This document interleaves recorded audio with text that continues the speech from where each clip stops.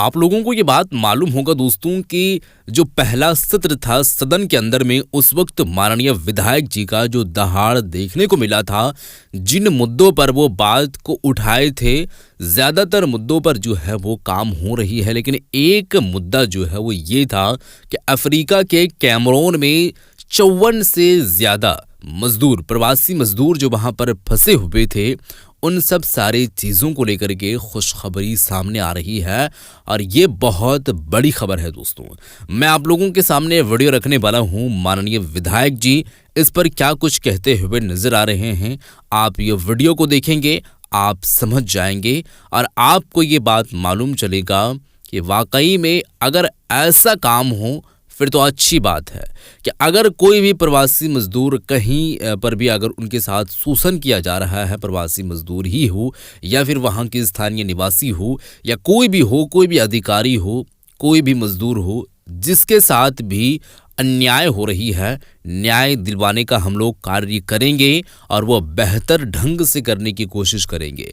इस मुद्दे पर दोस्तों गालिबन दूसरा दिन तो नहीं था, लेकिन तीसरा दिन या चौथा दिन दोस्तों, तीसरा ही दिन था कि सदन का जो चौथा सत्र चला, 4 दिन चला। पहला सत्र था, 4 दिन चला था, तो जो है वो चौथे दिन, लास्ट दिन में या फिर यूँ कहें तो तीसरा दिन में कैमरून में जो फंसे थे प्रवासी मजदूर, उनके हित में बात करते हुए नजर आए थे कि उनको यहाँ कैसे लाया जाए, क्योंकि उनके साथ बहुत क्रूरताएं की जा रही है, सारी हदें पार की जा रही है, खाना उन लोगों को नहीं मिल पा रहा है। कई अपने जो है वो साथी जो लोग हैं प्रवासी मजदूर, वो पानियों के सहारे जिंदगी को काट रहे हैं, पानी भी उनको नहीं मिल पा रही है। तो ये हो खुशखबरी क्या है, वीडियो आप लोग देखें, वीडियो देखेंगे आप समझ जाएंगे। वीडियो आपको सामने है। वहाँ फंसते हैं ना, तो हम लोग यहाँ बहुत तकलीफ होता है। लेकिन हम लोग यहाँ घर है सर, अगर घर में 2 लात मार के भगा भी दे तो जाके पड़ोसी के घर में खाना खा लेंगे, लेकिन आपके साथ क्या हाल होता है वो हम लोग को भी मालूम है। सही है। हम लोग जयराम जी, जिसके लिए आप सदन में आवाज उठाए थे, 54 मजदूर जो कैमरून में फंसे हुए थे, आज वो सुरक्षित घर वापस आ गए, आज वो मिलने भी आए हैं, तो कैसा लग रहा है कि आपका आवाज सदन पर पहुंचा, गूंजा? अच्छा लग रहा है कि सदन में आवाज उठने के बाद उस पर कार्रवाई हुई और हमारे जो मजदूर, प्रवासी मजदूर भाई लोग थे जो कैमरून साउथ अफ्रीका का पड़ोसी देश है और अफ्रीका महादेश का ही एक पार्ट है, वहाँ फंसे हुए थे। आज वो सकुशल, इन्हें देखकर बहुत खुशी मिल रही है, इनके चेहरे पे मुस्कान और खासकर इनके गांव में आकर जो वतन इनकी वापसी हुई उसी से का अलग खुशी मिल रही है, क्योंकि अपना देश होता है। भूखे रह लेंगे, खुले आसमान के नीचे रह लेंगे, लेकिन अपनी मिट्टी की खुशबू एक अलग होती है। विदेश में बहुत तकलीफ के साथ पानी ना मिलना, खाना ना मिलना, तो इन सारी घटनाएं घट रही थी। तो सदन में इनके माध्यम से टेलीफोनिक हमें सूचना दी गई थी, तो हम सूचना के माध्यम से हाउस में इस बात को रखे थे और आज चलिए एक प्रयास से ये लोग आए हैं। झारखंड के बहुत से लोग प्रवासी मजदूर बाहर में काम करते हैं, उन लोगों को क्या संदेश दीजिएगा जो फंस जाता जाके? सबसे पहला तो संदेश यही देंगे कि जब भी वो विदेश के लिए जाए तो टर्म एंड कंडीशन को बहुत अच्छी तरीके से जांच परख के पढ़ें, समझें, उसके बाद ही वो विदेश जाए। सही है, बिल्कुल सही। तो सामूहिक तौर पे जाए और वहाँ अगर घर में उनका आपसी विवाद है तो उसको भुलाकर एक दूसरे को सहयोग करें, क्योंकि आप विदेश में रहते हैं, आपका एकता बहुत आवश्यक है, आप समूह में रहना भी आपका आवश्यक है। और यही कि आपातकाल की घटना आपके साथ अगर कभी ऐसी घट सकती है तो उसके लिए कुछ सर्सेस को बचत करके रखें, जो तुरंत अगर हमारे साथ कुछ घटना घटती है तो हम कम से कम 1 महीना, 15 दिन, 20 दिन चला सकते हैं। हम एक चीज कहना चाहेंगे, जैसे ये लोग कैमरून से वापस आए, कहीं ना कहीं ये पूरा झारखंड की जनता जानते कि ये श्रेय आपके जाता, पर जैसे ये लोग वापस आ रहे थे एयरपोर्ट में, मुख्यमंत्री इनको सामान देने के लिए पहुंच गए, क्रेडिट कहीं ना कहीं वो ले रहे थे। लेकिन जब वो मुख्यमंत्री हैं तो स्वाभाविक सी बात है वो क्रेडिट लेंगे और नो डाउट कार्य उनके एमएनसी के माध्यम से ही हुआ होगा, लेकिन मूल रूप से जो आवाज उठाते हैं ये उनका जो उनको संज्ञान में देते हैं वो रिस्पॉन्सिबल होते हैं, क्योंकि आप तो मुख्यमंत्री हैं लेकिन उसके बाद आप लोग सत्ता में हैं लेकिन सोए हुए हैं, तो कोई जो आपको जगा रहा है वो जगाने वाला मैटर करता है, वो जगाने वाला इम्पोर्टेंट होता है। तो जो सदन में बात को रखा गया या फिर चाहे कोई विधायक अपने चिट्ठी के माध्यम से, चाहे कोई डीसी के माध्यम से कि संज्ञान जाके दिए, तो वो जगाने वाले लोग मैटर करते हैं। आप विधायक डुमरी का प्रभाव पूरा 81 विधानसभा में पता चल रहा है, तो कैसा लग रहा है? अगर कुछ और सीटें बढ़ती तो काम करने में आसानी होती है? सीटें बढ़ती तो काम करने में सुविधा होती, जैसे अभी मान के चलिए पलामू से थे, गढ़वा से थे, आपका जामताड़ा से आए हुए हैं और मैंने विधानसभा छोड़िए अन्य जिलों से भी लोग आए हुए हैं। तो हमें लगता है आज अभी इसी जनता दरबार में हमें लगता है कम से कम 17-18 विधानसभा के लोग आए हैं और उनका काम मैंने संतोषजनक रहा। जो भी काम वो लेकर आए थे संतोषजनक उस कार्य को हमने करने का काम किया। तो आपका कार्यशैली को देख के जनता को कहीं ना कहीं इस बार तो कहीं ना कहीं पछतावा महसूस हो रही है, कहीं आगे बढ़कर और ज्यादा आपका मदद करते हो उसका पछतावा का सवाल नहीं है। चुनाव चूंकि यहाँ मुद्दों से लड़ा ही नहीं जाता है। अच्छा। चुनाव यहाँ समीकरण से लड़ा जाता है। उस समीकरण में महागठबंधन अभी फिट थी, वो जीत गई और 29 में भी जो चुनाव होगा वो मुद्दों से नहीं होगा। आज आपको क्लियर कहेंगे, वो चुनाव फिर समीकरण से होगा। अगर हमारे पार्टी के पास वो समीकरण आएगा तो ही हम जीतेंगे। अब वो जनता तय करेगी, उस समीकरण को तोड़ती है और नए समीकरण के साथ आ पाती है कि नहीं, वो जनता तय करेगी। बाकी चुनाव अब मुद्दों के साथ नहीं होता है। वही हर किसी को, जो नई पॉलिटिकल पार्टियां होती है ना, उनको इसी बात का दर्द होता है कि चुनाव मुद्दों के साथ नहीं होता है, चुनाव ऑनेस्टी के साथ नहीं होता है। अब चुनाव केवल समीकरण से होता है कि हाँ ये एक बहुत बड़ा वर्ग है जो आपका वोट बैंक है, ये एक बहुत बड़ा वोट बैंक है जो इस खेमे को वोट नहीं देता है। इस टाइप से कोई समीकरण से चुनाव होता है जो कि दुर्भाग्यपूर्ण है। चलो ठीक है। अच्छा। उमरगा मटी नवाडी डोगरी विधानसभा,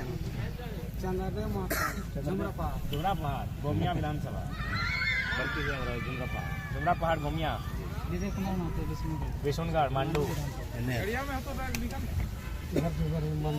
जोबर यानी मांडा। जोबर तो बराबर जाएगा। जोबर क्यों लगा आपको ऐसे प्रोग्राम में हम ठीक है।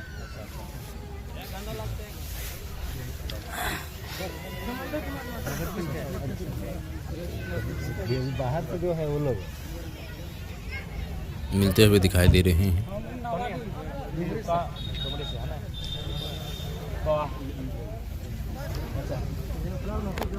जोबर से ज्यादा आ रहा ना। ऐसे पियो गोमिया पियो ना।